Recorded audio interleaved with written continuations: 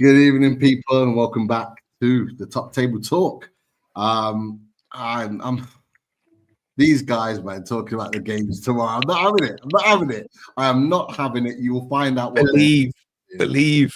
But yeah, we'll get into it. But look, Rich is on his way. Dan United hopefully will be on his way. Let's wait and see. But we've got these boys here. We've got Adam from Together BHA. And we've got Wolfie from Forest Fans TV. Boys, along with Chris, how are you all doing this evening? How's things? Good. You got to have us to represent the top six, I guess. So, it's, nice to be here. Yeah, hands up for your team one. guys. I'm surprised you didn't have the shades. Don't leave me hanging. I don't need shades, man. Come on, there's certain teams that you have to beat. Yeah, your Ipswiches. Your Southamptons. Oh wait, no. No. We're just trying to let them back in. It's Premier League's more exciting with Southampton in it, and we just thought we'll give them a go, give them a point, let them get going a little bit. Wait, they were in pink, and you couldn't beat them, man. Come on, let's start. Let's start with it. It was the early kickoff of the weekend, Friday evening. Not gonna lie, I was watching it quite closely actually, because it turned into a very interesting game, a very entertaining game for the neutral. I'm going to use the word robbed here, Adam. I've heard it a lot over the weekend, particularly from a few Southampton mates that I know quite well. Was Southampton robbed of the 3 points in this situation? It didn't look like they were ever going to get it in the first half, but could you say they were? What are your thoughts, mate? Were they robbed? I don't think the goal should have been disallowed. Okay.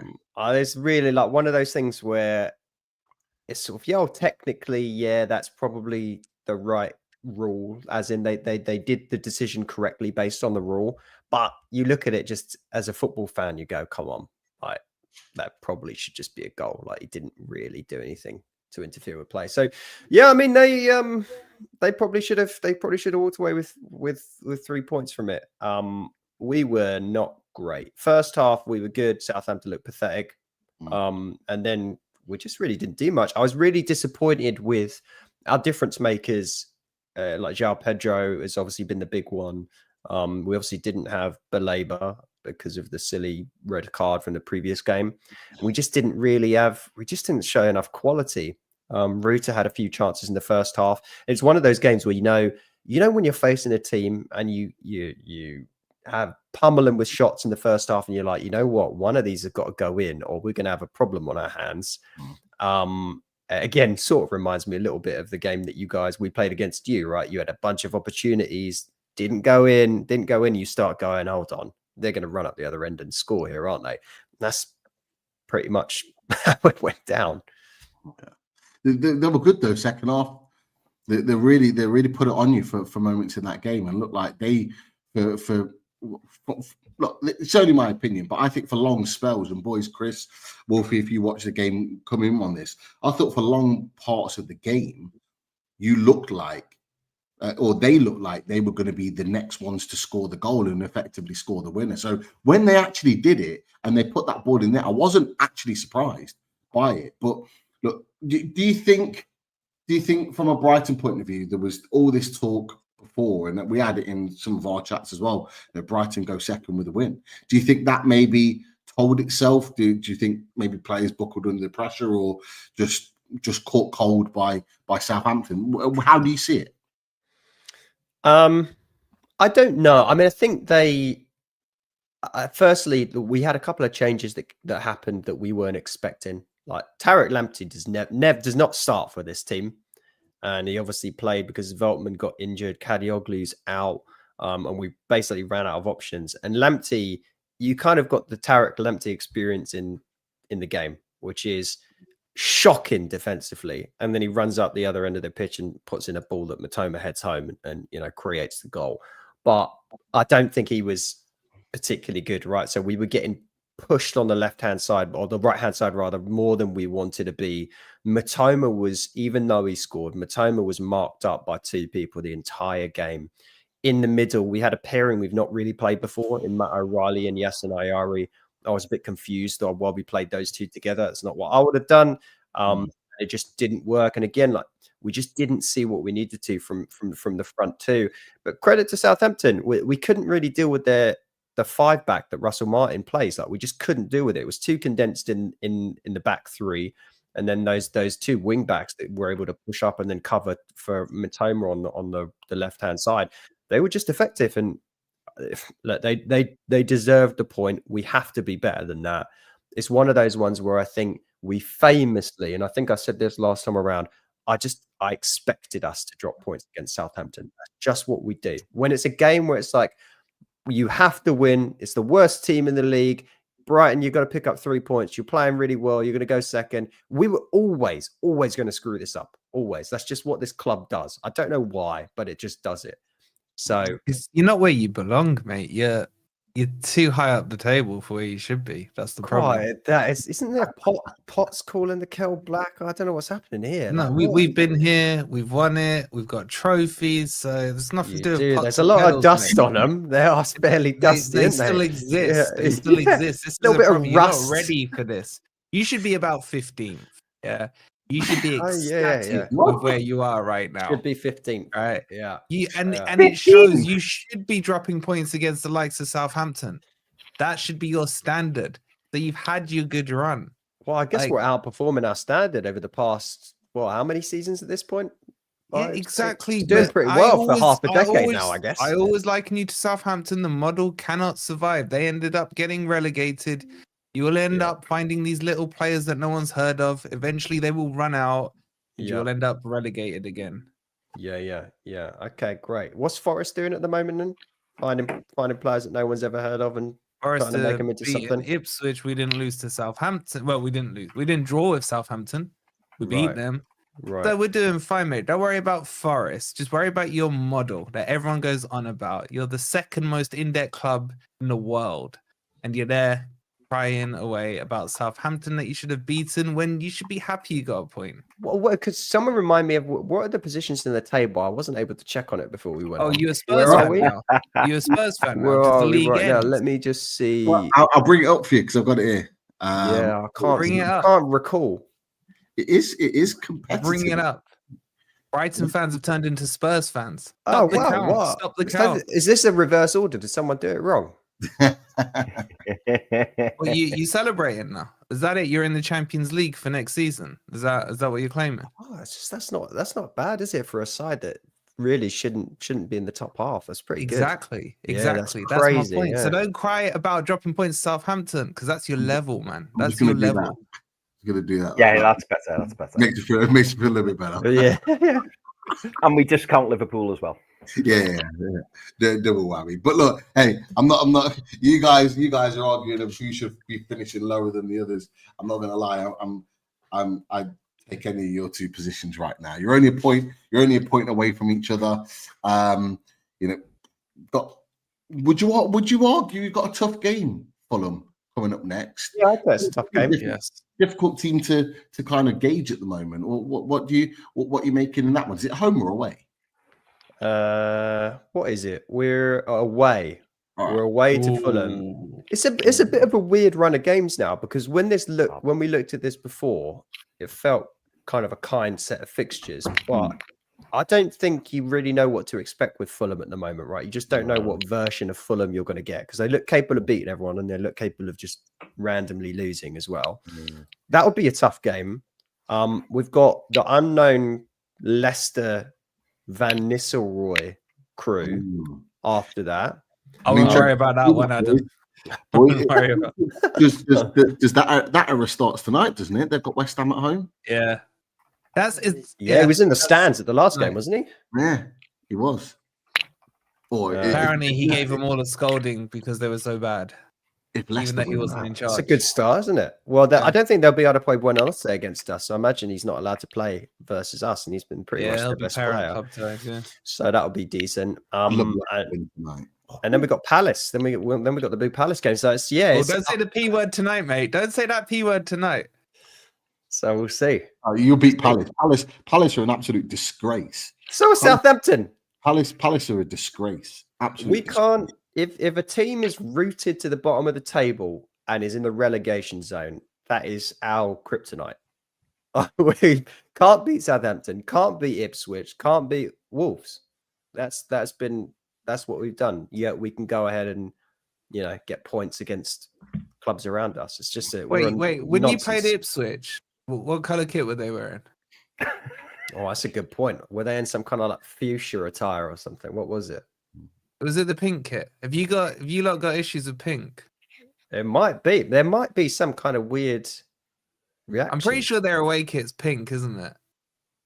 Ipswich. Right. Well, sort of Wolves, It was isn't pink. it? They're Wolves. You got I think some we big can't explain issues, mate. Wolves, but maybe we've got some kind of weird little thing going on there. But yeah, I mean, who knows? I'd honestly rather us be playing some of the sides at the top end of the table because I've got more confidence in us being like the side that isn't expected to win. When we're the side that's expected to win, we lose or draw. It's silly. Interesting. Let's wait and see. But you can't argue, regardless. Chris, I'll come to you on this with Brighton. You can't argue that even though they dropped points on Friday, they're still within the mix. They're still within the mix for top four, sitting fourth in the league. Hell of a start to the season. Yeah, absolutely. I mean, I normally agree quite often with Wolfie, but that's one thing I can't really agree with. Like I rate Brighton. I think Brighton are a decent team, and I think Wolfie. He just likes to. I know he does. I know he does. Deep down, he does. I'm just saying they don't belong. There's a big difference. I mean, going back to the league table, Pete, it still astounds me, and I still can't recall a league that's been so tight. Because even when you were forced to drag it down to 11th to see us, we're still what 6? Is it 6 points off second? It's like it's ridiculous. It's absolutely ridiculous. But no, going back to Brighton, I think they're a really good team. I think Herzl is doing a really good job. I suppose the biggest thing for Brighton this season is kind of, for me, and I don't know if Adam agrees with this, it's almost like a bit of a consolidation season in terms of there's been a lot of changes, a lot of new faces coming in, including the manager. I think if Brighton finish in the top 10, it's decent. And then I think next season is the season where I think they'll really push for Europe. And I think if they finish outside the top 7, they'll be disappointed because you could argue Brighton have really put themselves up there in the conversation. I mean, normally in and around those spaces are the likes of ourselves, Wolves, West Ham. I'm gonna say Forest for Wolfie. Those types of teams, and I think Brighton are now firmly in that conversation. I think you look at the bottom 7-8 teams. That for me, I think the gap's going to start appearing quite evidently soon. Really, the top 10 in the Premier League, top 11. Well, I'm going to say the top 11 in the Premier League is pretty strong, and I do think Brighton have cemented themselves amongst that. And really, there'll be some fans who say, "Oh, look at all the money they've spent," but they've wheeled and dealed very, very well. It's can they continue to do that? And if they do, lose a couple more players in the summer or the following season, it's whether or not they can still continue to produce these gems. They forked out a fair few quid on players in the summer, and it's just whether or not they really perform consistently. The young lads as well, and this is the thing. You look at Adam, what? Just roughly off the top of your head, like you must have one of the lowest averages for age. Yeah, I think it's the 4th lowest starting 11 typically. Yeah, something like that. Yeah. And then if you compare that to say the likes of Man City, where you look through their team and it's like needs replacing. Brighton have already kind of done that. So that's why I think they could really kick on. And really for me, this season is just about bedding them in and getting them ready for the following season, because I think the following season, like next season, they could really do big things. The thing is, what you say there, Chris, that's the thing that would infuriate me as a Brighton fan. I mean, they must not sell shirts with players' names on the back of them in the club shop. There's no point, because any good ones go in the summer to Chelsea. So what's the point? And that's the thing. You're talking about Europe for them next season. With what squad? Because it's almost like a repeating cycle. Oh, let's sell our players to Chelsea, and then let's go and find some more. And now we have to start again, and let's try and get Europe next season. You gotta be like, joking aside, you gotta be sick of the inconsistency in your team that you can't hold a squad together. But will they stop that though, Wolfie? I'm going to let Adam respond to that. But will they too stop greedy. that? He's not Because gonna now stop they're at that position. You know, and you know, if they're selling Caicedo, what was it for 110 or something like that? Yeah, they'll sell Pedro this summer. Pedro will go. But then they're gonna demand astronomical fees, particularly because he's a striker. They're gonna go. I mean, how much did you buy João Pedro for? Adam, was it 25? Somewhere 30, something like that. Yeah, give or take. I can't remember the specific. He was about 30. You're going to be demanding at least 60, 70 minimum, and if not more. You know, if he continues as he is. Yeah, but they cannot be taken seriously until they start saying no to these deals. This is a funny argument, right? Because you're saying no to these deals. The point that these bigger clubs, let's be fair, bigger clubs are interested in these players is because they've done so well for Brighton, and Brighton have put them in the shop window to perform at a level beyond what everyone thought they were capable of doing, and that's why they're going for these astronomical fees. Like, people hadn't looked at these players before and decided that, oh yeah, hey, we're gonna sign Moises Caicedo before Brighton did. I know he was rumored with Man United, they didn't take him up on it, we got him. Like, there's plenty of those examples, right? But he went for that fee because of what he did in a Brighton shirt. So the fact that we're able to sell these players for these amounts is testament to the performances of the club. I'd be more worried if people didn't want our players and they were sticking around at the club for ages, because that means we've bought a load of duds that aren't able to perform to the level that we want them to perform at. So, I mean, we're always going to sell players if the Brighton hierarchy thinks we're getting value for money, because you sell the player for 120 million in Moises Caicedo, you bring in another 4 or 5. If 1 or 2 of those hit, you're playing with house money at that point. Keyword if. Not sustainable. Of course, I mean, there's nothing. There's no such thing as there. It has to be an if in football unless you are funded in a certain way. No, it doesn't have to be an if. No, it doesn't have to be an if, because if that player has been successful for you, the likelihood is he would continue to be successful in the next season. It's very rare you see a player going from stardom one season to completely drop off the face of the cliff. This is my point. You cannot. You have no ambition as a club. You have zero ambition. You're more trying to become a HSBC than you are a football club, because you're just a transactional club. That's my issue with Brighton. Does that not come to an end though? Eventually, try and build a team. Does that not come to an end? Does that not come to an end at a point though? Like, when's that point? When's that point? Do you even believe what you're saying, Wolfie? I don't even Yes, know. Because the evidence is in front of me to believe. Until I see anything differing from that evidence, until I see you saying no to one of your players that has been successful, we would like to keep him, we want to build, we want to kick on, then I will change my mind on it. But right now, I'm seeing nothing. All I'm seeing is HSBC.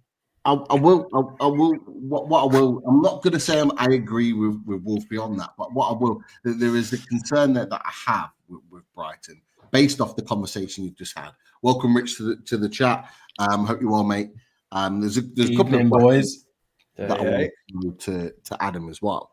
My question mark over the age of your squad and buying those young players and going through is the concern that you've probably had the last few years, maybe not when you finished in Europe, but maybe when you finished in Europe as well, is that with buying all of those young players and having such a young squad, you lack an element of experience. Yeah. And where I say you would lack experience is the latter stages of the season, because I do find at certain points of the season that experience does impact on you, and you do drop points where you should be picking up points. And I don't mean last Friday, I mean like back end of the season, and where that experience would normally get you through that. And I do worry that could be the same thing that happens again. I don't know if you feel the same on that, Adam. I mean, I get what you're saying. The club's premise and its approach to squad building is to get in the young players with high ceilings, and then you bring in veteran players that have got a lot of quality and at the twilight of their careers. And that's why we've got a spine of those players that still have all of that level of experience. Why we had Adam Lallana for a couple of years. That's why we've got Danny Welbeck. That's why James Milner apparently still plays for the club. Lewis Dunk has obviously been at the club for years and years and years, and is now in his mid-30s. So we do have a group of those players that are able to bring that level of experience, and they've been there and they've done it and they've performed at very high levels for a long period of time. And you supplement that with the youngsters that basically need that level of leadership. What they don't do is they don't want to go out and buy 26, 27, 28-year-old players that are basically at their highest price point, because they know that you're never going to walk away then with the proper resale value to then continue the squad building. Yeah. So yeah, there's a little bit of that, but it's done intentionally, because if not, you're going to start, if you miss on some of those 26 and 27-year-olds, it's a costly miss. If you miss on the youngsters, it's not a big deal. If you miss on the vets, it's not a big deal, because you probably sign them on a free and it's just wages. But what's the end game, Adam? This is why I can't. What's your end game? Well, I don't know. We played in Europe last year, mate. That's fairly decent, isn't it? Is that it? That's your trophy now? It's like, does your owner not want trophies, or at least the ambition to win trophies? Or does he just want to keep like being a bank? I don't get it. Well, I mean, I think you could argue the fact that we spent 200 million in the summer, that the owner has set out his stall to basically start to look at winning competitions and be in the right place to win those competitions. So, no, I think you're seeing a long-term strategy in the process, and it's hopefully going to come to fruition over the course of the next few years. That's the intent of the club, is to be in Europe and start winning certain competitions. I think that's fair. And you're doing all of that, and this is the important thing that I'll finish on before we move on.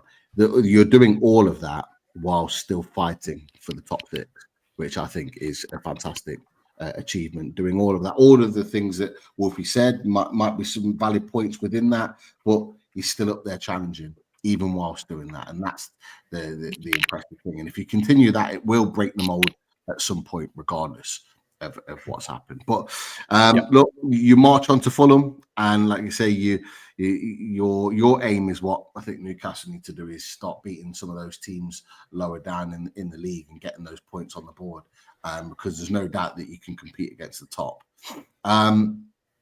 So let's see.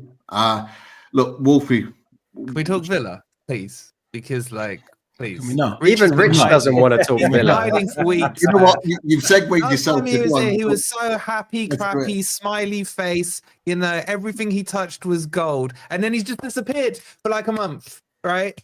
And now he's back. I've been busy, Wolfie. I've been busy. I'll bet, mate. What crying? To be fair, this show should not be called Top Table Talk unless Adam talking about hosted it. Yeah. It should be Mid-Table Talk. You don't want anything that Wolfie and I are hosting. Trust me. Deflection tactics off the bat. I love it. But no, man, it's not been good. I think I have to bow to Adam's superior football knowledge. He called it 4 weeks ago or whenever it was that Villa weren't all that, and man, we're struggling at the minute. I don't know. I've done a bit of a rant after the Chelsea game, and look, right, Chelsea are in a good spot, and they're a very, very good side. Liverpool, very, very good side. Tottenham at home can do that to any team, but I think what's Palace. really no, not Palace. What's really disappointing is Chelsea didn't have to get out of second gear to beat us on Sunday, and that's the most disappointing part of it. And for me, I'm a pretty old school, like in terms of football. I want to see a minimum of effort and a minimum of players giving 100% and making it hard for the other team. If you're not playing well, fine, that you can have that. You can not be playing well, understandable, but you have to make it difficult for the opposition. And even at 2-0 down, we were standing off Chelsea, playing as if we were 2-0 up, passing it across the back, no one putting any challenges in, no one getting any yellow cards, no one having a go at each other on the pitch. And for me, and looking at the manager to see, what do you want us to do, boss? And it's like, you've got to stand up and be counted and show some leadership. And that's what annoys me about footballers these days, no leadership. And then they're on social media saying sorry to the fans and all that crap. It's like, do it on the pitch. That's where you're paid to do your job. Like I'm not interested in anything to do with you talking on social media, or if we beat Brentford tomorrow, and then there's the players doing the shushing or putting the fingers in the ears, I'll go crazy again because I can't stand them at the minute.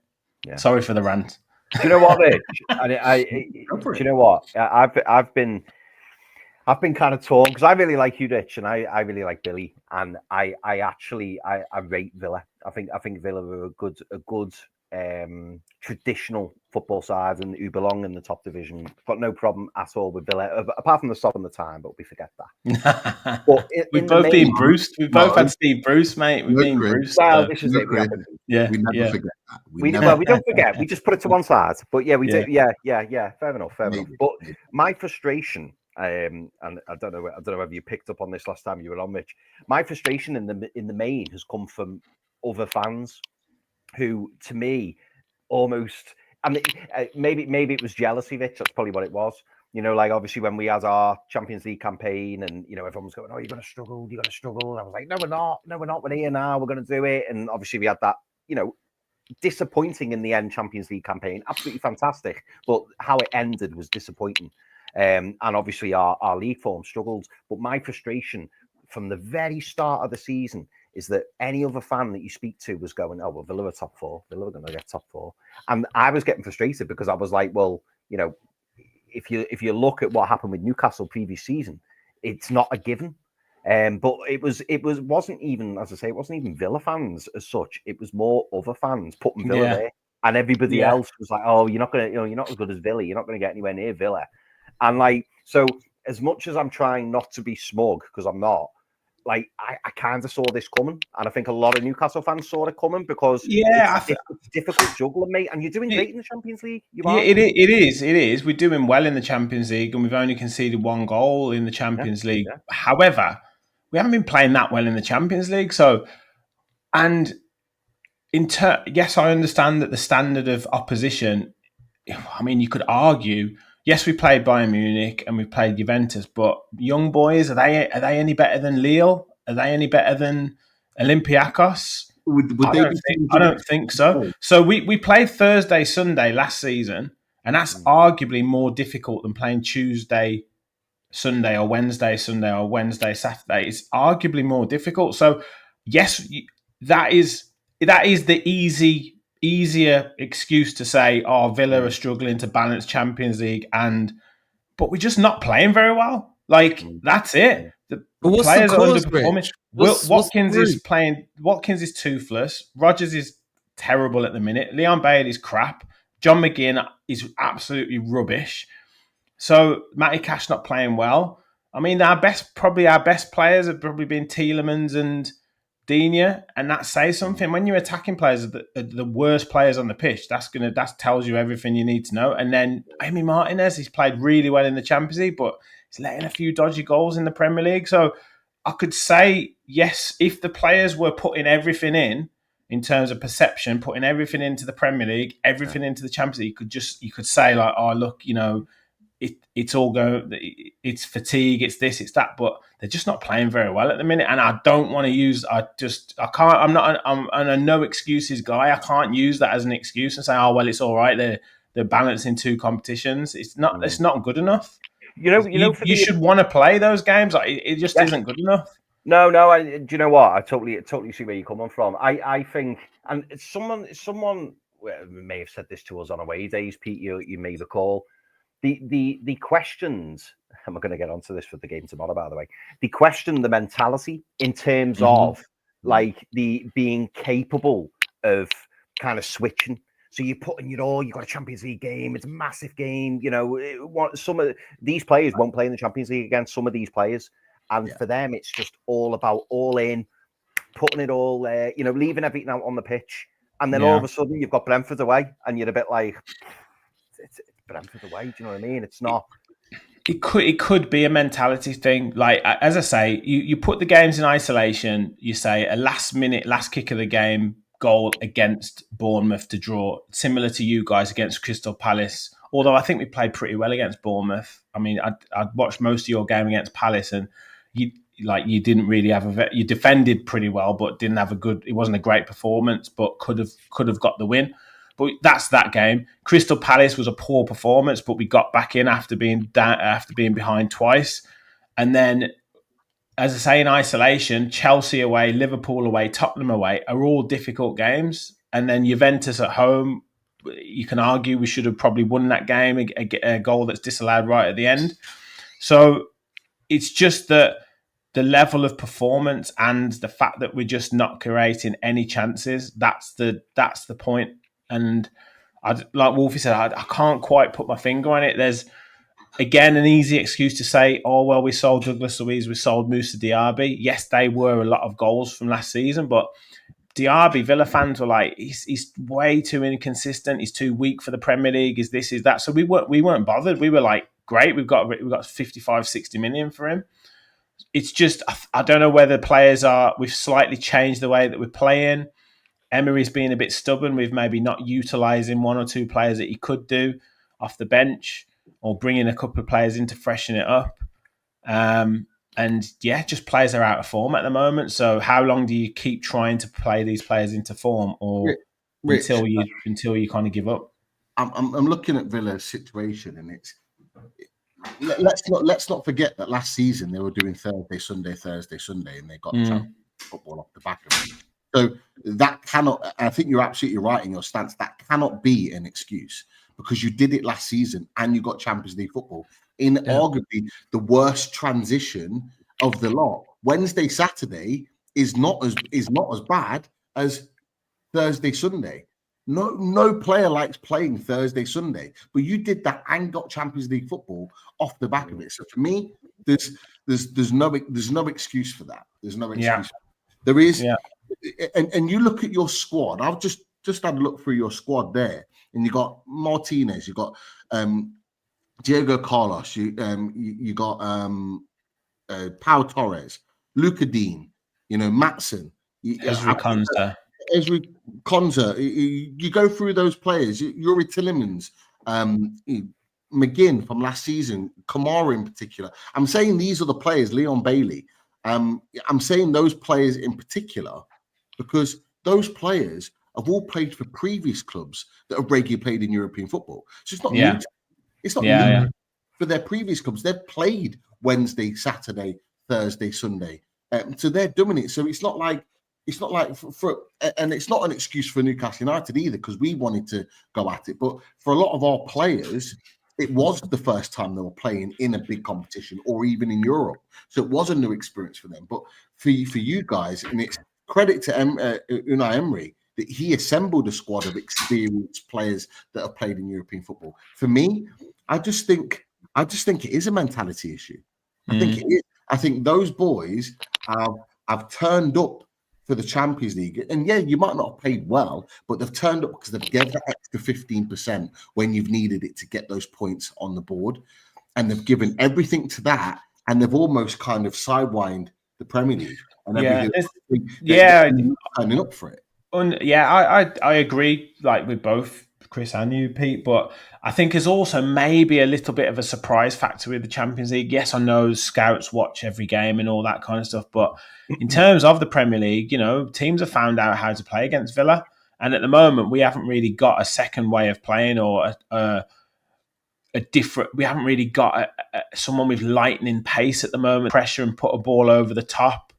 You look at, say, Forest when they go on the break. They can soak up pressure, and they've got the wingers that can just completely, do you in straight away on the break. Crystal Palace did that with Villa last week twice. Liverpool did it with Villa 3 or 4 times, scored 1 goal. So we're susceptible on that basis. That we're not too quick on the break that maybe someone like a Moussa Diaby gave us last season.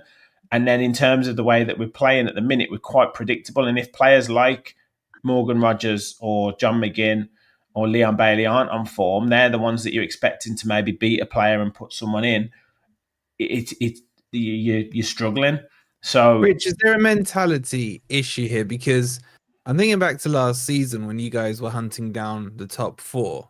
Like, I think, correct me if I'm wrong, but there was times where you were like 4 or 5 points behind Spurs. And all my Villa mates are like, yeah, we can catch them, we can overtake them, blah, blah, blah. You're only 4 points behind the top 4 now. Is it the fact that there's just so many teams in between that's getting you guys down? Because it's still early days, 4 points. If you were 5th now, 4 points behind 4th, would your mentality be different?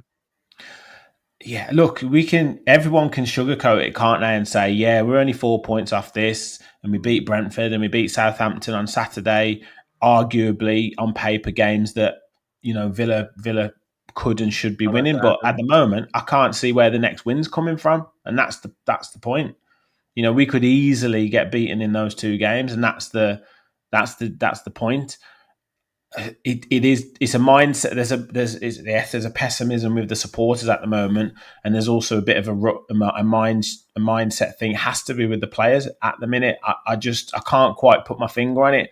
Whether it's look, players need to go out and just play the game a little bit instead of being so methodical and so meticulous like an Unai Emery. But again, you can look into everything with a fine tooth comb. As I say, we could go into tomorrow and be 2 or 3-0 up and everything's back on track. But I just can't see that at the moment. Nothing in the performances as it stands at the moment are telling me that we're going to move on out of this quickly. And that's Is he getting any criticism? Is he getting any criticism? Or is he above the law? He's untouchable, isn't he? I haven't heard anything. Yeah. No, he's I mean, I would give a little question mark to him just purely because there is elements of particularly with Sunday, like he's saying, the players are doing exactly as I'm saying, in that we're trying to play out of this mode and we're trying to do this. I just what annoys me about managers at times is when they are under pressure, and I can understand it to a certain extent. Eddie Howe does this, he carries on just doing the same thing, as if to say oh, well, and they get kind of stubborn. Benitez used to do it all the time. And it's everyone can see, it's almost like playing people for fools. And it's best. And everyone can see we need to try and change it up just a little bit. Not saying throw the baby out with the bathwater or whatever, but just change it up a little bit.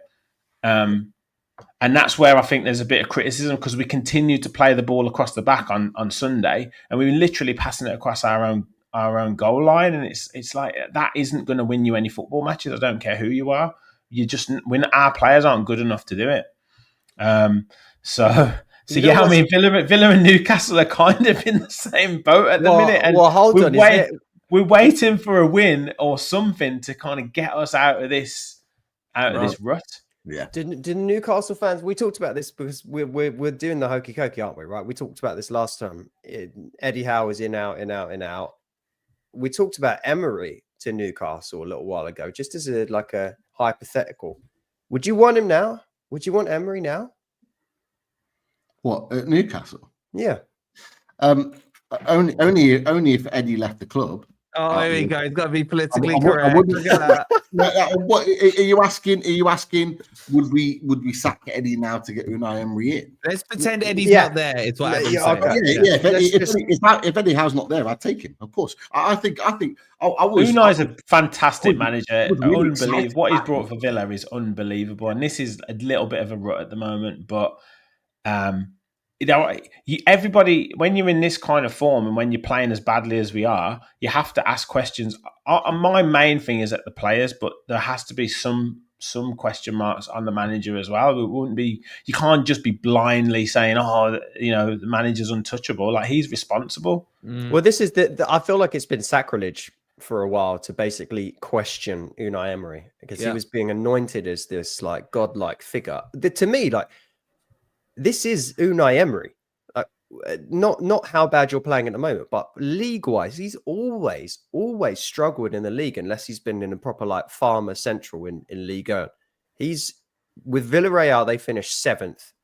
Both seasons he was there. 2.5 seasons, he was 7th when they left in the 3rd season as well. Arsenal, we know what happened there. They were 5th, 8th, somewhere around there, a couple of seasons. Sevilla, he never finished higher than 5th with them for 4 years. Unai Emery's he's a European Cup specialist. Well, I'll take the Champions League. I'll take that, mate. But Well, yeah, sure, but like, as in, But would is your fan base going to give him enough like leeway to prioritize the Champions League at the cost of? I think you guys have pretty much the worst form in the. You've not.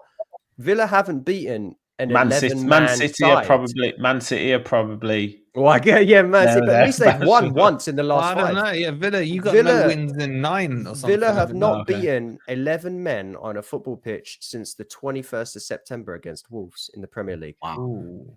Ooh. That That man Adam, love it. He Love loves it. it, doesn't he? He loves it. Wait no, till we beat Brighton. Wait till we you beat will. Brighton You 6-1 again. smash us. You always smash us. You will 100% beat us. There's no doubt in my mind. But I also think you've had a tough run of fixtures. I think you'll beat Brentford. I think you'll beat Southampton. Yeah, we'll see. Deji's back to give me a grilling again like yesterday. Oh, Anjal. Deji, Anjal, right? Yeah. I haven't spoken to you since. Get rid of it.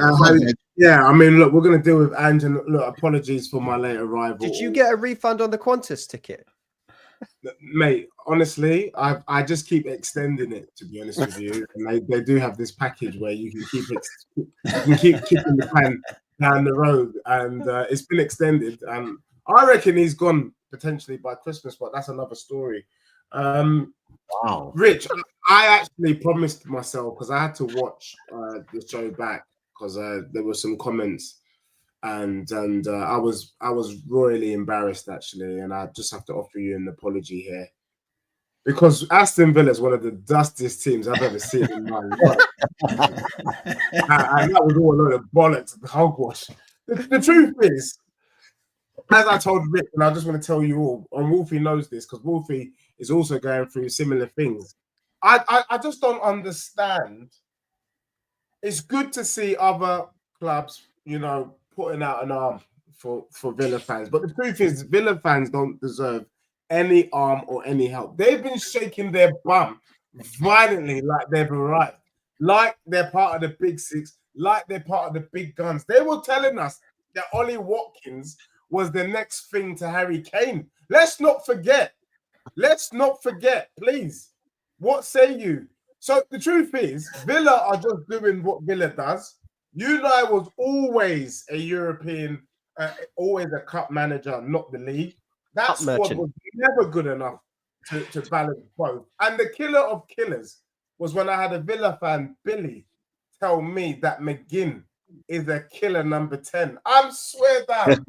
Anyone that can tell you that McGinn playing in the number 10 role pre-season is some sort of gangster or gunman up top, you already knew they had problems. So this is Villa. This is it. They were never part of us.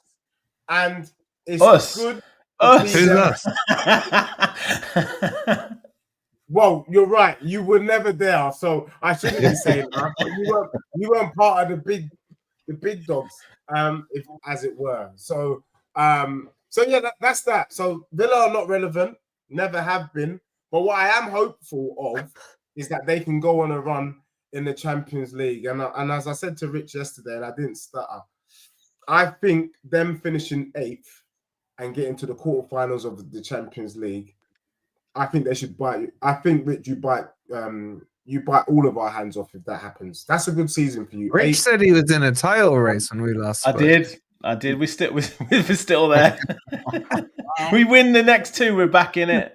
The good news you've got, Rich, is that every prediction Deji's made so far has been a long, long way off. So woeful. That won't happen. You're not going to. The quarterfinals of the Champions League. Does that mean we're going to win it?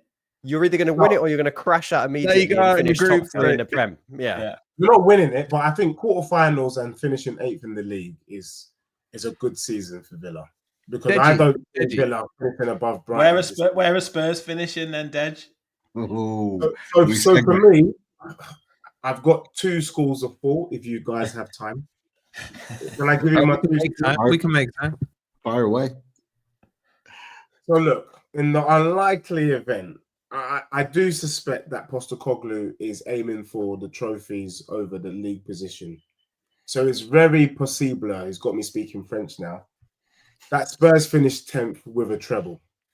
Now, that would be very painful to watch, But if he achieves it, then he's a genius. So I reckon Tottenham could do 10th and the treble, or we could do 6th and the Carabao.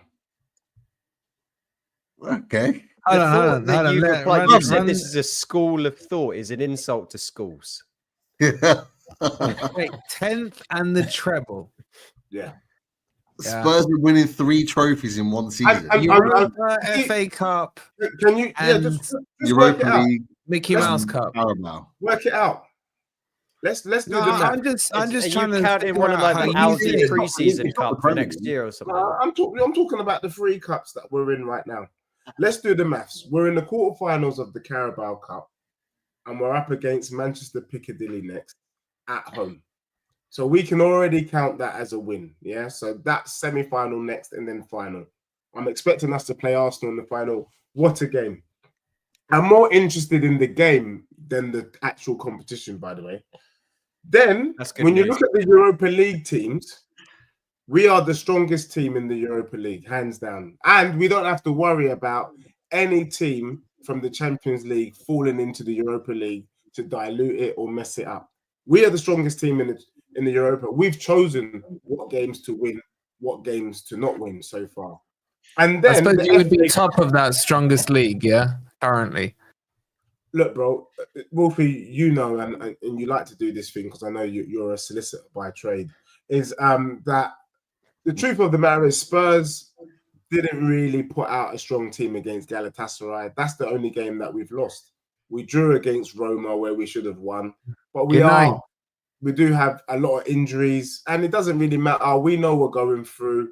We're going to slap You're up ninth, Rangers. bro.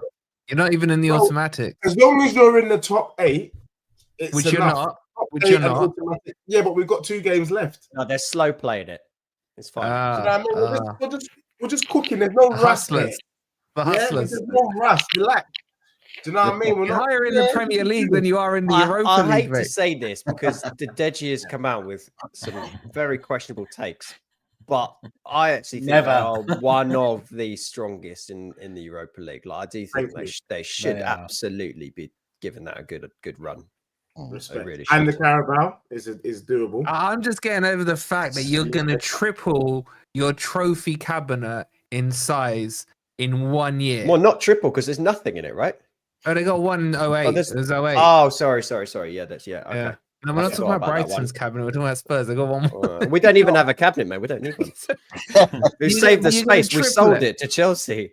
We outdo, and this is why I keep telling people about this whole trophy thing and this kind of desire, this need to win trophies season on season. Look, you can do a lot of work in one season, and that's what Postecoglou is trying to do. He's trying to bring home the big guns in one season. We would have outstripped Arsenal's last 10 years just based on that treble. What a remarkable... Will he last that long though, Deji? Will he last beyond Christmas? What happens That's if he the gets thing. sacked? That plan goes out the window then. That is the question. Because look, it's a really difficult one with Postecoglou. On one hand, I do like the football that we play. We are the highest goal scorers in the Prem, and that can't be poo-pooed or sniffed out. I'm sorry. And we have the second best goal difference, second only to the best team in the world, and that's Liverpool. And we made light work of Plymouth. To be honest with you, it was really, really, really light.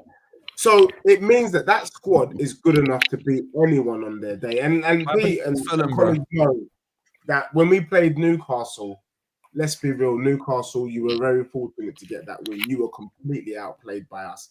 And you know what we did to Aston Villa was remarkable.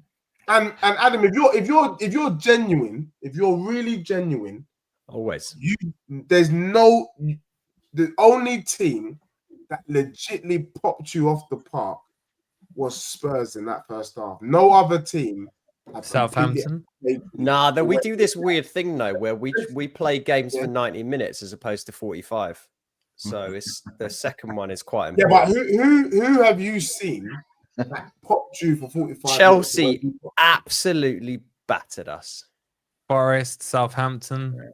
I'll get over. No, Chelsea completely did us in. You had a really good first half and then you Spursed it. So that's obviously the problem. Look, I was the one 2 weeks ago on here defending Postecoglou and the football you play, the goals you've scored, saying you guys are being way too knee-jerk in your reactions about Postecoglou. And look, it's come good. You guys are looking decent now. You beat Villa, you beat City. Like, things are on the up. I'm your friend here, but to say that you outplayed us for 45 minutes, sure, but it's a 90-minute game and we came out and assassinated your team in the second half. I just felt that in that 45 minutes, you guys got beat up literally by my club. Edgy, why go so far back? Tell us what happened. Is that one of the 3 trophies in the treble? Outplayed Brighton for 45 minutes. Legitly, Postecoglou said he always wins in his second season, and a lot of people started getting in hysterics. I do like him for having some kahunas to come out and tell people what he's going to do. Everyone has been so fixated on the league that you've missed the point that actually what he's doing is he's going for the cups. My issue is that if his plan does not work, if it works, he's a genius, and if it fails, he's lost his job. Yeah, but how's his plan going to work when you want him out? He's got, look, for me, whilst he's still in the cup competitions, the chairman is not going to get rid. Doesn't matter how, it doesn't matter if Spurs lose their next 4 games. Mourinho thought the same thing. But if he loses, if he starts to get knocked out of the cups and we're languishing 12-13 in the Prem, he would have already just fallen on his sword. It would be his fault. So he's got to keep going and then trying to do this win one, lose one, win one, lose one. If he does that, Tottenham finish 10th, which is halfway, with a treble. It can work with a double. What he can't do, though, and what won't be acceptable, is Villa standards, Newcastle standards, Tottenham Forest standards. In fact, the whole panel standards is not the same standards for my club. And I'm going to tell you what that is. I agree. Tottenham are not accepting 10th or 8th and a Carabao Cup. That is a disgrace. It's a disgraceful season, and I will be marching him. What are you talking about? Last time you did that, you had a bus parade. No. You literally had a bus parade last time you did that. Bus parade for you did have a bus parade in 08. In 08, you had a bus parade with your crappy Mickey Mouse cup, yeah? So what's happened to the standards? No, we're not doing that, mate. Our standards is... Look, I'm telling you now, if Tottenham finish 6th with the Carabao Cup, it means that we flatline. What about a double? What about a double, Deshi? I think he's had a couple of doubles before coming on. He wants to treble this season. He wants to treble. I've seen him on 12 man saying he wants to treble. Yeah, I want the treble, but the double can work. Definitely. The Europa League and the Carabao, I could work with that. And what about just the Europa League? Is that all right? Or... Yeah, the Europa League. Because is that the main one? The Europa League's the main one. That's the main one, isn't it? Yeah. For me, Tottenham gets in the Champions League next year. Deji, what about 6th and absolutely nothing? What about 6th and absolutely nothing? Because that's probably what's going to happen, isn't it? Responsible for Postecoglou losing his job. Deji, what if you win nothing but finish ahead of Arsenal? That's not a trophy, man. I mean, Arsenal is... I've seen you lot celebrate that before. Look, I'm not going to lie. I'm shameless. I will celebrate it in the fact that no Arsenal fan can ever talk to me to my face ever again. And there will need to be some sort of respect. Do you know what I mean? They might have to speak to me through a channel. Do you know what I mean? But no Arsenal fan will be able to speak to me directly if Spurs finish above them. And that's about it, to be honest. But really and truly, I don't give a damn about Arsenal. I give a damn about my club. My club has to win a trophy this season. And I think we are going to surprise the rest of the league, just like Liverpool is surprising the league at the moment. Oh, God. I have no words. That was someone dropping their plate after hearing what you just said. Yeah. They were so shocked at what you just said. They were just like, what? When you sit back and you think about it, it's not crazy. I think Chris gets it. Chris texted me. It's not a crazy statement. It sounds crazy at first, but when you break it down, Chris is brilliant. Chris He's is dragging you down with him, Chris. He's what is crazier is the suggestion that Nottingham Forest could finish in the top 6. That is bonkers. really. He's coming out now. You Here go we go. into a It's corner, like the Wolfie. swing. Why is that so crazy? Why is that? We're ahead of you. We're ahead of you. We've won more trophies than you. Wolfie, Wolfie, I'll be real, and I don't mean it. I don't mean to disrespect the way it's going to come out, but you guys are crap. That performance doesn't mean to be disrespectful. I mean the way it comes Let's out. compare our last opponents. We played Ipswich last and beat them. What did you do against Ipswich? Look, we are literally doing now you see me, now you don't. It's unacceptable football, and that's why I've been looking at the tickets and extending Postecoglou's ticket to Melbourne, which is quite simply Spurs have an issue with getting it up against the minnows. I think it's obvious now. When we're playing the big teams, we turn up. When we're playing the minnows, we're just not motivated. We're not interested. I won't be surprised if Spurs lose to Bournemouth, beat Chelsea, lose to Southampton, beat Liverpool. That is the way our season is going at the moment. And on one hand, I kind of respect it. Do you know what I mean? With the big teams, let's go toe to toe. On our day, can we beat them? But it's unacceptable if you're going to beat Liverpool and then lose to Southampton. So you have an inferiority complex, is what you're saying. You look at it's these not. big teams as being bigger than you, therefore you get up for those games. Nah, they got a No, manager I whose think- tactics work against sides that push up. It's as simple as that. That's it. They've got to play against the high line. They play someone that drops deep, they're screwed. That's just Okay, so Bournemouth next at the Vitality, Deji. Where do you see them, and where do you see that? Where do you see that game going? I see a Bournemouth win, and I actually rate Bournemouth. I rate them. I watched their game against Chelsea, and since I know then, you they like have- their manager as well, don't you? And I like Areola. For me, I'll take Areola, or I'll take Adam's manager. Do you know what I mean? If things go left, What's his name, Deji? What's his name? yeah. who the Brighton manager? Yeah. What's this? Who are you making the paperwork contract out to? I mean, I've already given him the Brighton manager a nickname. I just call him H. So you know, Like from steps. No, I don't know his name either. I call him H. So that's what I'm doing. So Not many I do. wouldn't like any of them, but yeah, I can't see Spurs beating them. They don't. We've got too many injuries. They've got a lot of pace. Semenyo's on fire. I don't like the look of our squad at all. So Bournemouth, but Tottenham are crazy enough to beat Chelsea at home on the weekend. Though we're that crazy.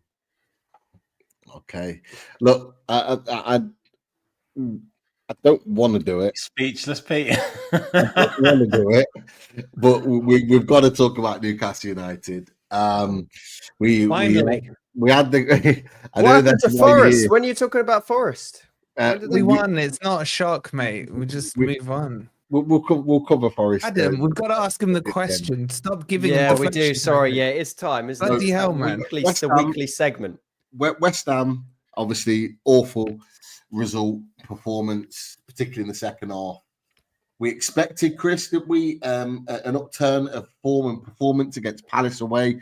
Arguably, in Deji's words, the dustiest team in the Premier League. They are an absolute disgrace of a football team, and we should have won, but we didn't even get a shot on target in 97 minutes. We didn't even have a shot off target. Off target, yeah, on target, off target. We didn't Not have even one. off target. No shot. Yeah, and yet we scored a goal. Well, yeah, your no summer goal. signing got the goal, didn't he? Yeah. Give us your honest reflections. opinions. Well, last time, boys. Last time I was on, boys, you had sunglasses on. You end up with your seat back. Yeah. Standby, man. Rich, they were good times back then. Even Where's what's happened? I know. How times changed, by the way. how Rich, you times were changed. happy. Deji was on the plane with Ange. You guys wore sunglasses Adam, on. only me and Deji you. had We're only speech ball. consistent ones. We're Yeah. the only consistent ones there, Adam. Yeah. They've come at us. I know I've come at you as well, but But we're the most consistent ones here, mate. Yeah, I didn't. To be fair, I didn't watch much of the West Ham game. I watched most of the Palace game, and I again, like similar to Aston Villa, I can't quite put my finger on what's not going right for Newcastle at the minute. I know you guys have been crying out for Tonali to play. He had a pretty decent game the other day, but then Gordon's not in form at the minute. Isak had to go off, and then it's strange that he's not utilising. I know Wilson's just come back, but it's strange that he's not utilising that young striker because it doesn't seem to be. I mean, what's he going to do any worse than what's happening at the moment? Like, if he didn't have a shot on or off target, what's that? Is it Asula? What's he going to do any worse than what you've got at the minute? Surely having a body in the box, having a centre forward, and having Gordon crossing into someone is better than having Gordon trying to play up front. Well, the problem is there's two issues with that. The problem is the Gordon experiment for me is done. Yeah. He's not a striker. He should not be playing up front. He just doesn't play that position. And I'm not mad at him for that because he's not a striker. He just needs to play on the wings, either one, where he can do his best football. The other thing is that we don't get regular crosses into the box for our strikers to get onto. Our balls are normally played from deep in and behind for Isak to run onto. That's one thing that Gordon needs to do more of. He needs to cross the ball more. And I think if we do that, we would create more opportunities, not just on Gordon, Barnes as well. Joe Linton, when he plays on that wide position, like any of our wingers, we just don't cross the ball enough. So for me, that experiment's done. I don't want to see Anthony Gordon up front again because it doesn't work. All it is it's a position filler. It's that he doesn't want to take him off or put him on the bench, so he just finds a place for him. But we're not in a position to do that. So I agree with you. But look, this it clearly isn't going to plan Newcastle United. We're clearly not where we want to be. We're not beating the teams that we feel that we should be beating. Very, very similar to you, Rich, in your assessments. But like Deji, Adam, Newcastle United, what are your honest opinions of Newcastle? Where do you see us kind of finishing this season based on our performance? We've got Liverpool next tomorrow at St. James's Park. Not looking comfortable at the moment, boys. What's happened, boys? Yeah, honestly. You talked about crosses. It's interesting, right? Because when you played us, you had, where is it? 23 crosses you put into the box against us. 3 of them were successful. There's no one. And I remember you had Murphy on the right trying to make stuff happen. Gordon on the right. You talked about, like, it doesn't feel like there is that end product danger from pretty much anyone outside of Isak. That's what it feels like when I'm watching play. And then I've heard a lot of people, I'd be interested in your thoughts on this, been talking about how the Tonali, Guimaraes, Joe Linton setup has not been as good as it should be over the last few games as well. And we've talked about how important that grouping is. And on their day, for me, again, they're up there as one of the best groupings in the midfield in the Premier League. When they're not, it seems like you don't have the quality up top to make a difference. They're not playing well. So then you're just relying on a defense, which, sure, that's great, but it's not going to help you score. It feels like January has to be so massive for you when it comes to transfers. And if it's going to end up being like, I don't think you're going to be able to get Gahey in the January transfer window, but even if you do that, again, what problems does that really solve? I just don't. You need 2 players to me, or you need a fit Isak who's there. You need a fit backup to him, which you don't properly have consistently, and you need that right winger for the most part, right? It's just it seems so obvious when you're just watching it that those pieces are missing.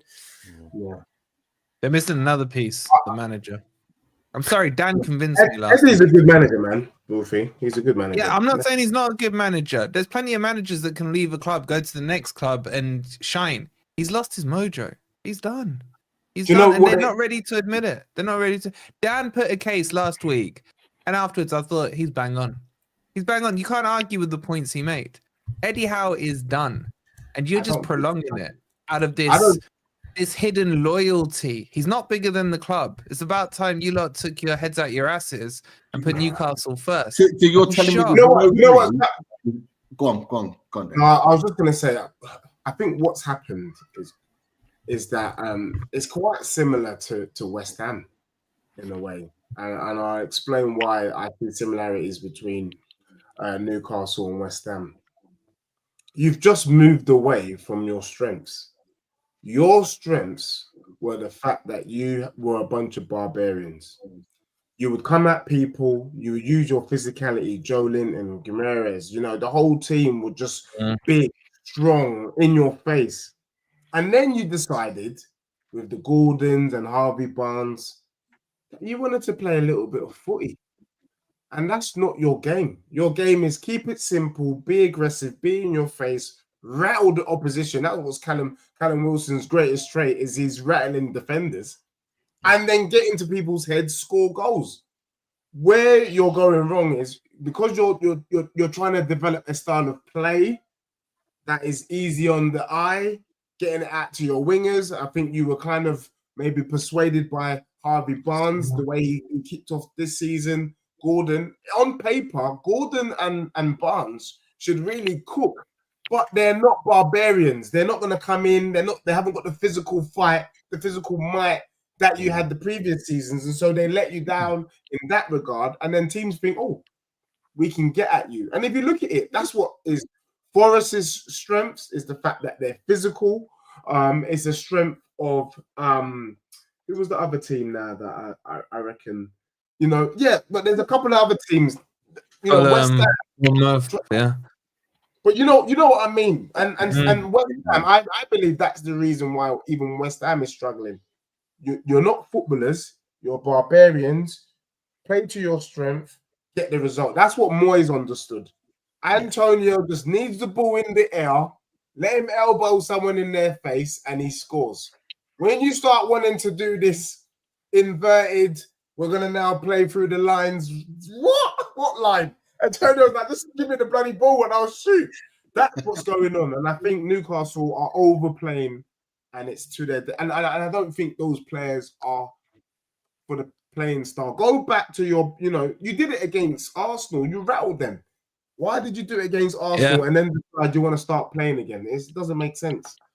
You make a great point. It's like you look at West Ham. They lost their identity trying to turn themselves into a Man City, trying to buy flair players and stuff. You can't just get a new identity overnight.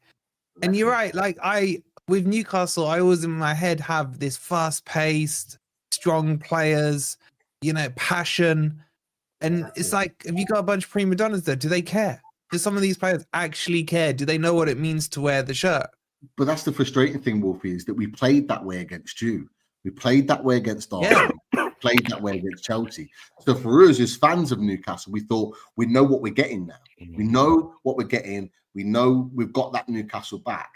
And then we had the international break and we played against West Ham, and it was like, it's gone again. We had that little moment, first 10 minutes or so, maybe even 20, maybe in the 10 minutes after they scored, we were still kind of creating chances.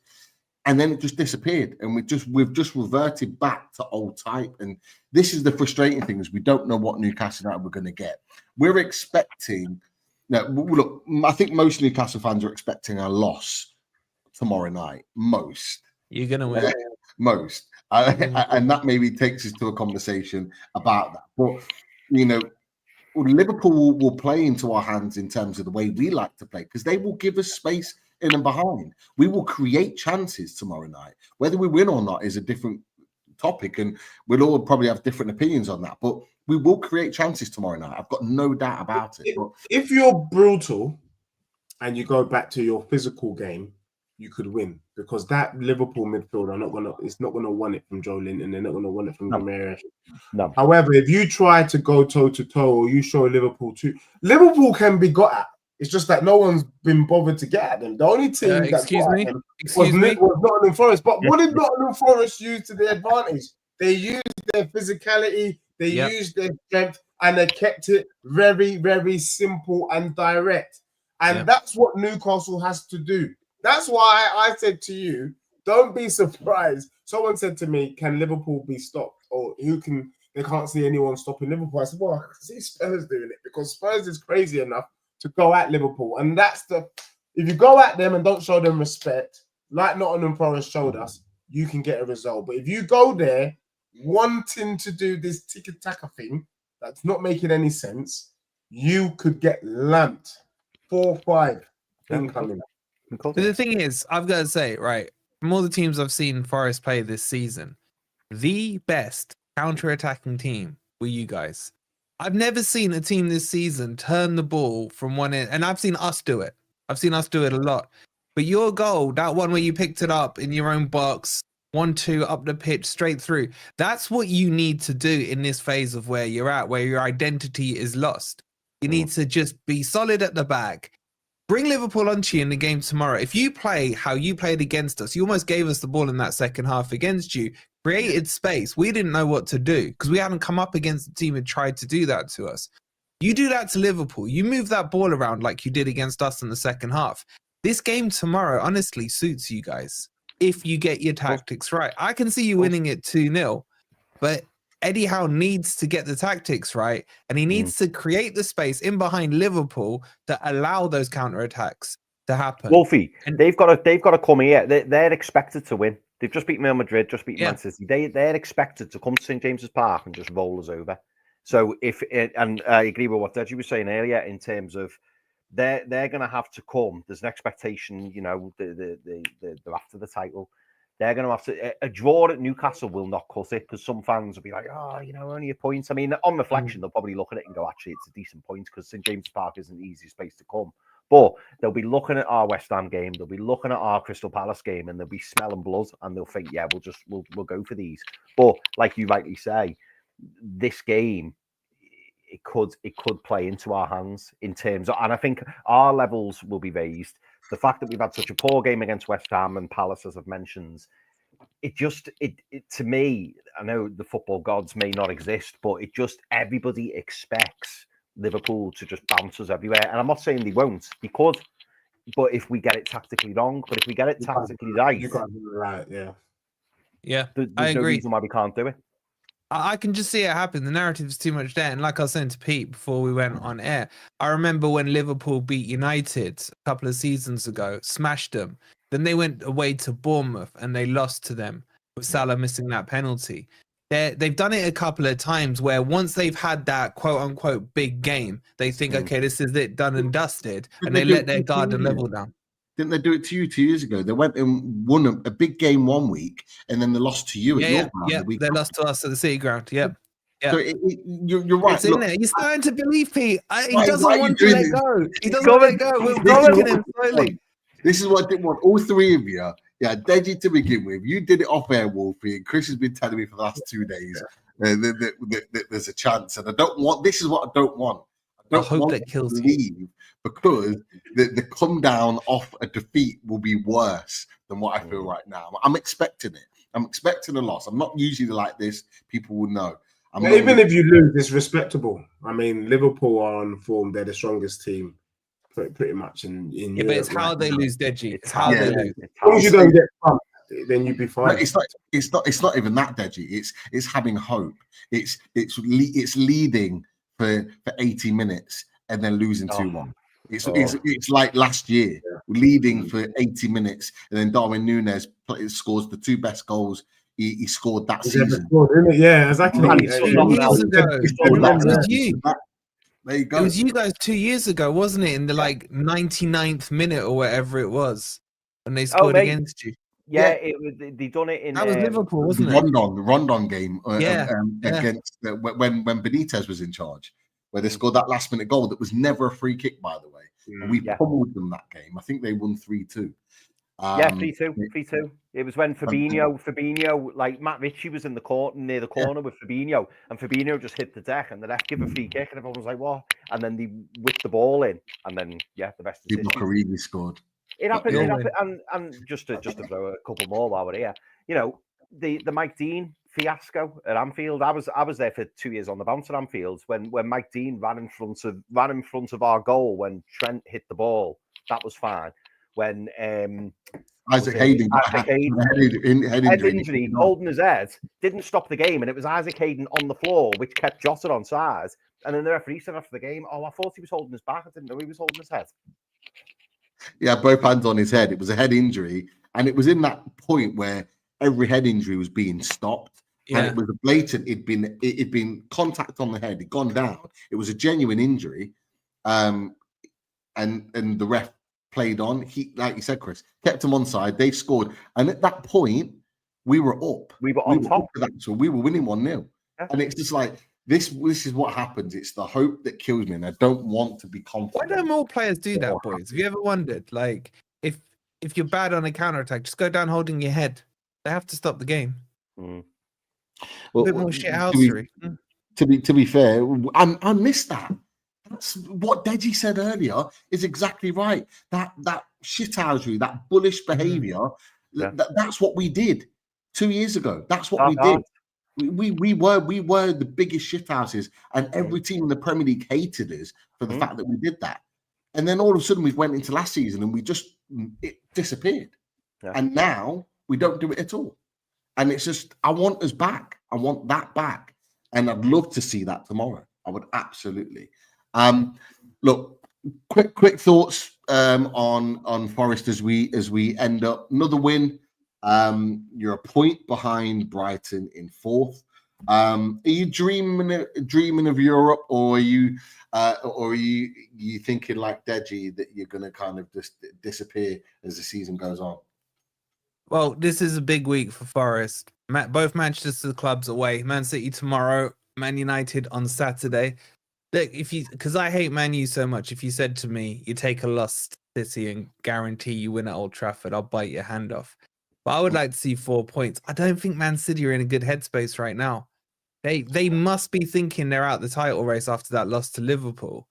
But Curry EFC do turn up quite a bit when it comes to Forest, and that's my big. I almost would have preferred them to beat Liverpool. At least that whole LLL is off their case. So I don't know, mate. I've got a feeling it's a draw tomorrow. I'll take a draw as long as we beat Man U. I need to see us beat Man U. Last one I think I remember was the Collymore Pierce one. Back in the day, we beat him 2-1 at Old Trafford. But Man City, they lose this. Then surely questions really need to be asked about Pep. He's another one getting off scot-free here. I know he's done the 6, as he keeps pointing out. He's getting rattled, boys. He's getting rattled. There's some clear beef with him and Kevin De Bruyne. He's fit. I don't know why he's not playing. He's gone. He's gone. He's not the same. Kevin De Bruyne is not Kevin De Bruyne of 5 or 6 years ago. Look, I agree with you, Wolfie. I think you can get a result because at the moment they're going through a really weird transition. The players are either really young or really old. Really old. Do you know what I'm saying? Yeah. And there is no middle ground. And when I look at the young players, those young players ain't going to be able to cope with your defender Murillo or Yates. The physicality, the brutalness is that Rico Lewis, he doesn't want that kind of smoke from Yates tomorrow. You know what I mean? Especially if he's in midfield, Yates will eat him up for dinner. And then Kevin De Bruyne, Bernardo Silva. These are the games. Man, what is he, man? Seriously, he's gone off the boil. Yeah. So you can do it, but also it's the end of the road for City. They've done their job. The cycle has finished. And Pep's finished as well. Not as a manager, but his job at City's done. They've been great, and it's time to move aside for another team to dominate. And this is just what it is. This is why I keep saying that you have to earn your right to be at the table. We all gave City the lead, the title before the season started. I didn't. This team is going to get slapped up by Nottingham Forest tomorrow, and then it's game, set, and match. Literally, I can see you getting a draw minimum against them tomorrow, and then it's done. Crazy thing is, if we beat them tomorrow, we go ahead of City. I mean, who would have thought that? Oh, That's wow. absolutely crazy. Massive. Chris, thoughts on Forest, Man City, or Forest in general? They keep picking up these wins where people think they're going to slip away. Do you think they're going to slip away? I think eventually they'll slip away. But it depends. It depends on what Wolfie thinks is a good finish. Because for me, Wolfie, and this is no disrespect, I genuinely mean it. I think a top 10 finish for you this season is brilliant. Absolutely brilliant. Because let's not forget, a lot of people, not us, but a lot of people were saying you use for relegation fodder. Yeah, and you're so far off that. I mean, you've signed some really good players in the summer. Milenkovic, who's a player we've spoken about many a time on this channel. I could go through the whole team, like even Aina at right back. Like, What a player. yeah, I didn't realize how good he was, and then when he played against us, I was thinking, wow, I've just not noticed. I've not noticed this guy. I think Moreno was a really good sign at left back from Villa. I'm a big fan of Morgan Gibbs-White. Chris Wood's firing at the moment. Like you've got so many good players in that team, and even though we ended up winning 3-1 at the City ground, it was a tough game, really tough game. And a couple of seasons ago, that wouldn't have happened. It would have just been, we'll just turn up and beat Forest. But now, everyone, is starting to sit up and take note of you. So I think Forest, if Forest ends up in the top 10, I think it's been a brilliant season. And then it's just. I get what you're saying, Chris. The only thing I would have there is that you'd be dropping your standards. It's like to get a top 10 finish from where we are now isn't as hard as trying to get into the top 10 from being like Palace did last season, for example. For me, it would be a drop in standards. Like most Forest fans would have taken that before the season. My only issue with top 10, it feels like, if only we could have got to 8th. At least that's European football. Do you know what I mean? It's like you got that close. If we could have had that little push. So finishing 10th or finishing 14th to me is one and the same. It's like you either get into those European spots or it doesn't really matter. Yeah, there's 3 million per place you finish higher in the league, but that's chump change, isn't it? So I get what you're saying. Look, realistically, any Forest fan would take top 10, top 12, and what have you, no relegation battle. But it just feels for me, with the Premier League and the shape it is this season, that no one can predict it. Most will now say Liverpool have got the title, but I doubt any one of us would put money on who the top 4 are going to be, the top 6 or the top 8. It's so, like you said, you guys are 4, maybe tops out of the top 4 in terms of points right now, and you're down in 11th. Man, you have suddenly found themselves back in the top 10. It's a crazy table right now, and it normally has settled down by this stage. And there's still, like, I'd probably say the bottom 5 from West, who's below West Ham, Palace downwards, Everton downwards, are in a relegation battle. That's that battle. I'd say you got your West Hams in there who are in nomad land, but everyone above them is looking at Europe. I think Bournemouth will be targeting Europe. Villa need to sort their game out. So I think it's going to be a fascinating season. Some teams will drop, some will rise, but as we are now, I'm not looking too far down the road. I'm thinking, I'm breaking it down. December, tough month.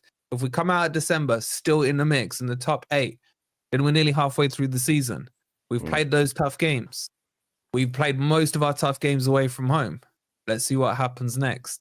So, and this is the thing, Wolfie. I mean, like when if you were to ask even us fans and other fans, if you were to ask the teams who are, say, from 2nd maybe down to 13th, have you had a good season? I reckon the majority would go no, if not all of them. I mean, if you Arsenal fans, not so long ago, Arsenal fans were having a meltdown saying that they've blown the league and they've thrown everything away, and that just shows you, Deji will say from his point of view, Tottenham have been very hit miss. I wouldn't say it's been a good season for them. We'd say it. Yourselves, Wolfie, you've got your frustrations at times where you could have had those extra points, and every team is looking and going, do you know what? If we change that from a draw to a win, if we beat them instead of lost to them, and honestly, it's such a way, though, mate. It's always the way. As a fan, it's if but and maybe, but I think it's okay to reassess where you are. If you look at, we all know Lawless, our mate Lawless, throwing his chest at the start of the season saying top 4. I don't care what he says. I will dig it up. He was talking about Champions League with West Ham. Look where he's sitting now. He would see top 10 as a good season from where they are now. You know what I mean? It's all about perspective on what's happened so far this season. That's a good one. Right. What was he thinking? Well, we'll finish on predictions. So, look, Deji, Bournemouth away. I know you weren't confident. What score are you going for, mate? I can see Bournemouth beating Spurs 2-0 or 2-1. Oh, Yeah. that'll be interesting. Yeah. You still, are you going to go for the win, Wolfie? What are you going to go for at the Etihad? 1-1. 1-1. Okay, taking a point. Chris, in fact, I'll go first. Get mine out of the way. I said 3-1 yesterday in our preview. I'm gonna 3-1 to Liverpool. I'm gonna narrow that down slightly. I'm gonna go 2-1 to Liverpool. I'm gonna say that game's gonna be slightly closer, but only because of what you boys have just said. Hyped you up, man. Gaslit you up. Yeah, I was close to saying. The hope that will You can kill get a you. 1-1 draw, man. You can get a 1-1 draw. At least. All right, Yeah. go on then. I'll throw in a 1-1 draw then. 1-1 draw. Dej, thanks for you guys. If this ends up with a cricket score, it's on you. I'm blaming you guys. But, Chris, to end off, what are you going for? I have to stick with what I said on away days last night. I think Newcastle can win the game 2-1. Really, really do. And I'm hoping that we do. I just think if we get in the lead early, or first, should I say, if we score first, I do think it'll rattle them, because mentally it's that Real Madrid and City game. I just think they'll have left everything on the pitch, and there's an expectancy that they win, and there's an expectancy that we lose. And I could be wrong, and I'm sure I'll come tumbling down if that's the case. Like, I'm expecting a reaction piece. After that West Ham game and that Palace game, I'm expecting a big reaction, and I'm expecting shots to be fired from all over the place. You can't go in a Premier League game and not have a shot of some description. So it's shoot on sight. Absolutely. That's going to be the word of the evening tomorrow night. Shoot on sight. Get in. Right. Dej, absolute top man for joining us. Thank you. I know you've been busy, really busy today. Everyone go subscribe to Deji Spurs. Big up to Wolfie, as always, repping Nottingham Forest at Forest Fans TV. Massive thanks to Adam and Rich. Adam at Together BHA and Rich at the Villa Pod. Make sure you subscribe to all of these boys' channels. They will be back, and we will be back next week for more top table talk. But until then, you guys take it easy. Speak to you soon. He seems like he's good for you, and he makes you feel like you should. And all your friends say he's the one. His love for you is true. But does he know you?